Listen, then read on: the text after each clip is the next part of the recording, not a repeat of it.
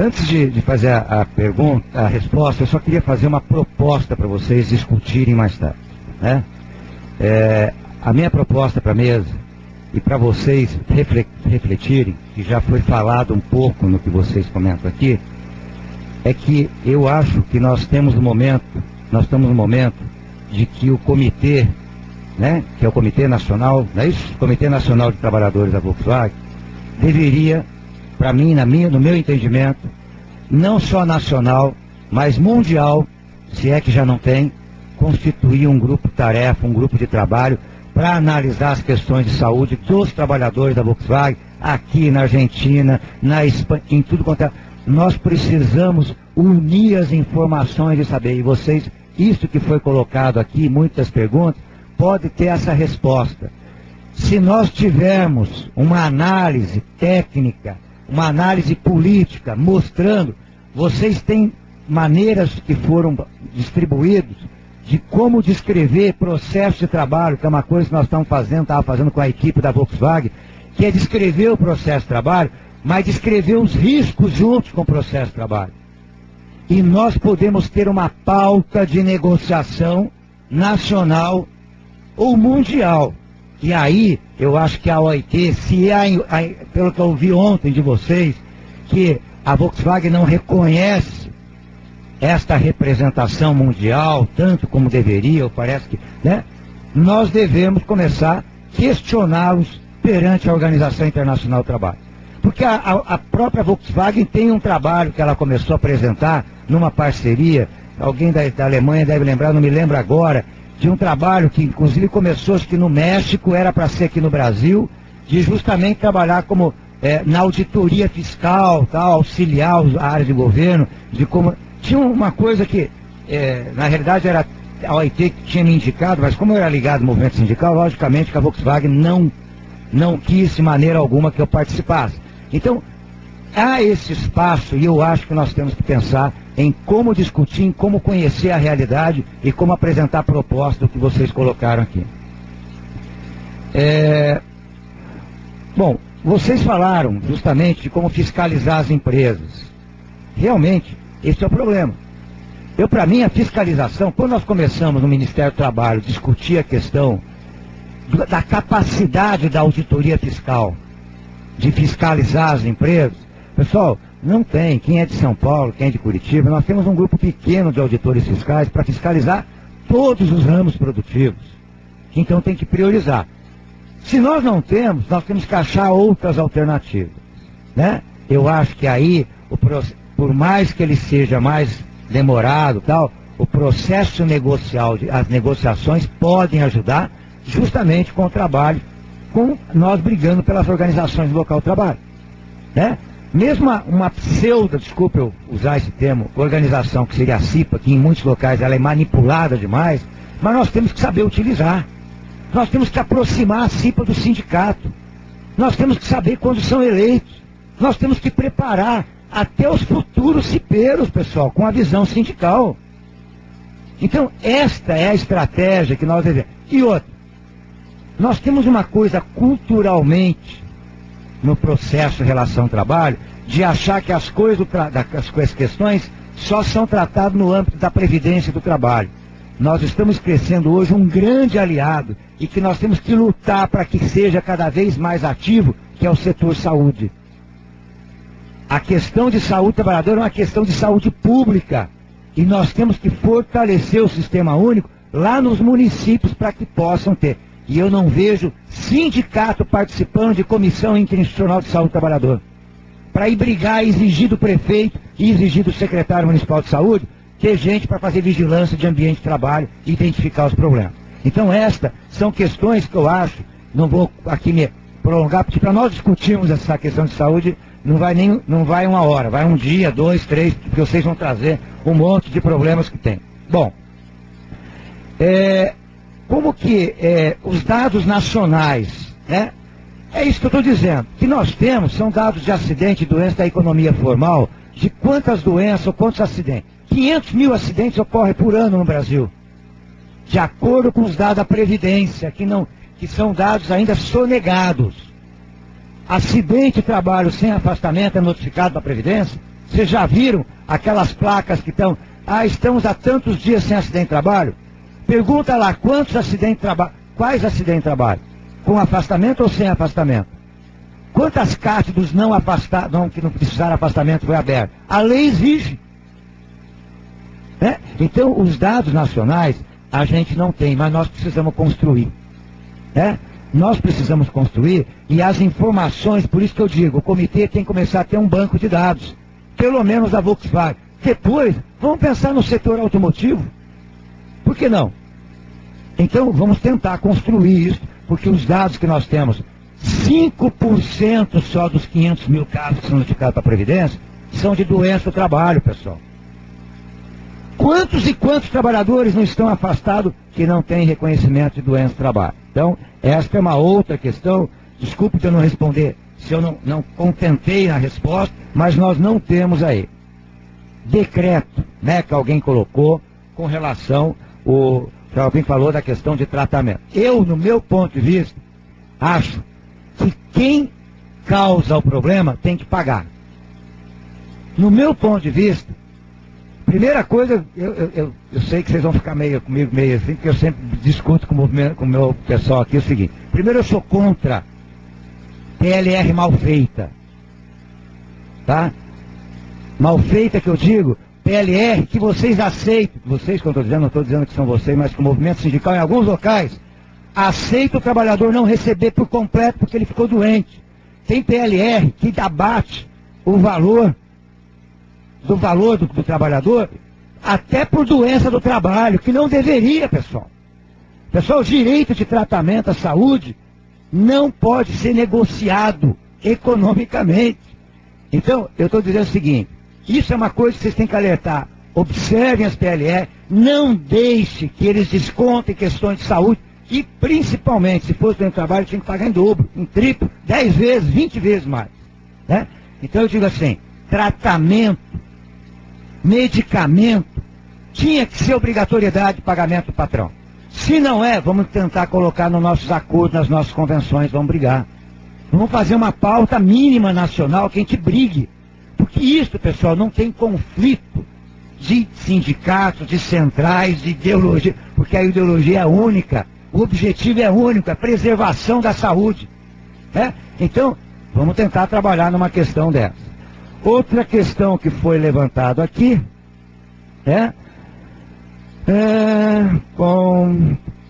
bom, a questão dos técnicos do SESMIT, né? Eu acho que é esta a pergunta que foi feita em São Carlos, né? Que tem a questão da autonomia.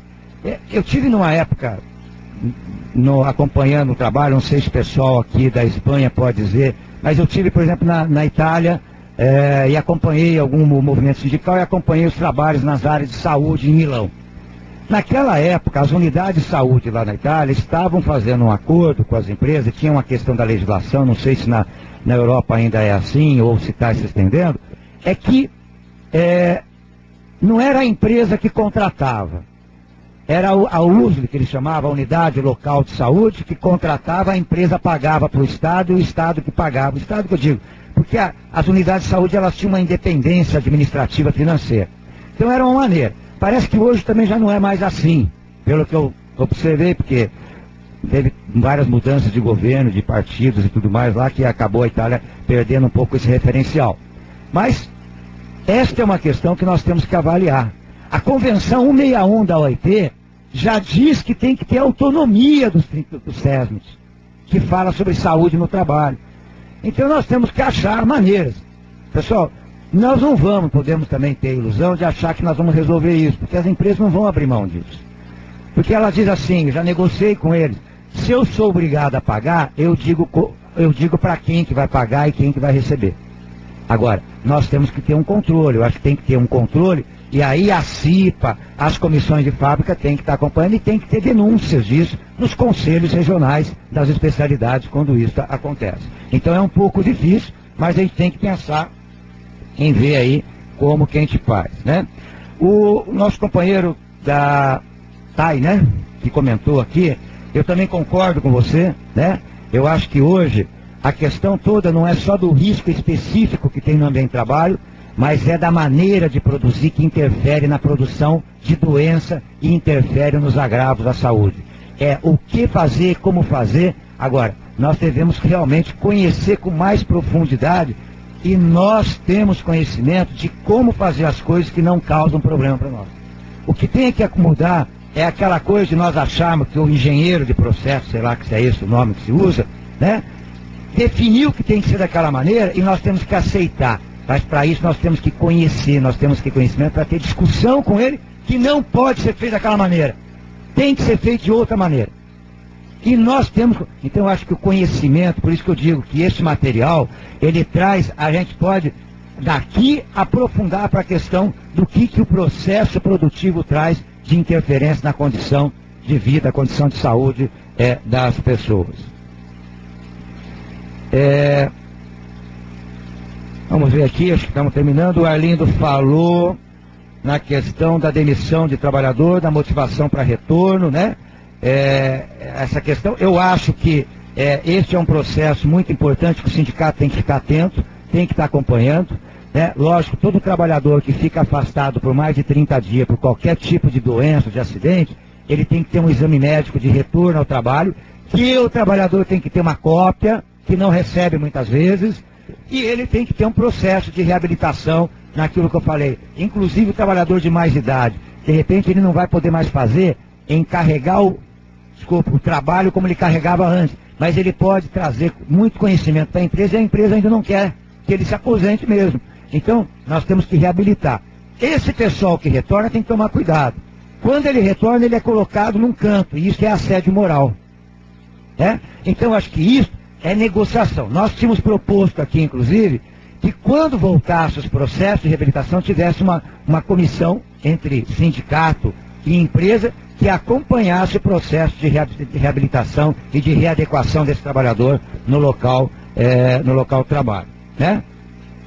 Foi falado aqui a questão da ética, né, do médico, tá? A ética em criar sistema, a questão da ética do médico ou dos profissionais. Eu também questiono muito, e eu não sou a pessoa mais indicada, porque a gente tem muita briga, apesar de eu sou diretor científico da Associação de Medicina do Trabalho, e a gente tem trabalhado justamente por formar melhor. Desculpa.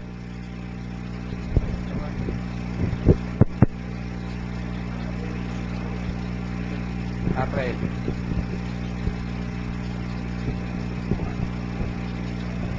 É a última pergunta, ele já está finalizando.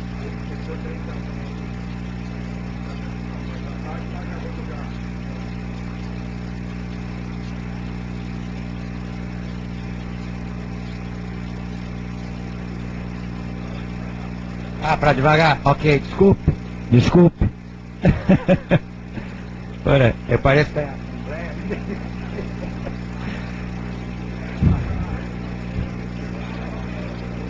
Não? Alô? Pessoal, acho que está sem som aqui, ó. Alguém não está recebendo ali, ó.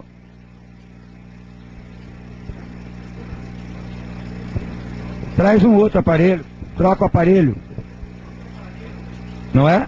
Todos estão sem som aqui, ó. Em geral.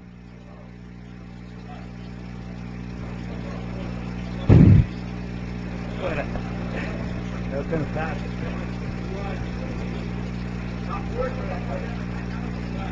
Pessoal, depois podemos falar um pouco. Pessoal, vou falar mais devagar, só para responder a última pergunta. O movimento sindical, por intermédio das centrais sindicais, tem um espaço na área de governo, tanto na área do trabalho, como na área da previdência e na área da saúde. Mas eu especificamente, quando eu estive no Ministério do Trabalho, nós constituímos uma comissão tripartite, paritária, permanente no Ministério do Trabalho, que existe até hoje, apesar de um pouco enfraquecida hoje, que é a comissão que faz a revisão das normas regulamentadoras. Quem que me perguntou? As normas regulamentadoras. E é neste espaço que nós fazemos as nossas reivindicações por meio das centrais, né? e as empresas por meio das confederações, para que isto seja pauta de discussão e de negociação e construção conjunta. Não quer dizer, não é um toma lá da cá, não, é construir uma norma que seja viável, tecnicamente, politicamente, economicamente, mas que o governo não abre mão quando chega no impasse. Se chegar no impasse, o governo determina o que tem que ser feito. Ok? A última pergunta, acho que foi sua, com relação explicar como, desculpe, a ética quando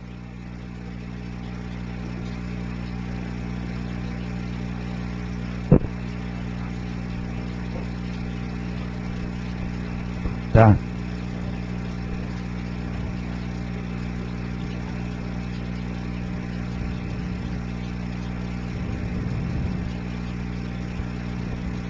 Na realidade é um confronto muito grande entre o médico assistente do trabalhador, o médico da perícia e o médico da empresa. Então vocês têm situações as mais diversas possíveis, nós temos debatido muito, é a questão assim, o trabalhador, o médico assistente dele diz que ele não pode voltar ao trabalho.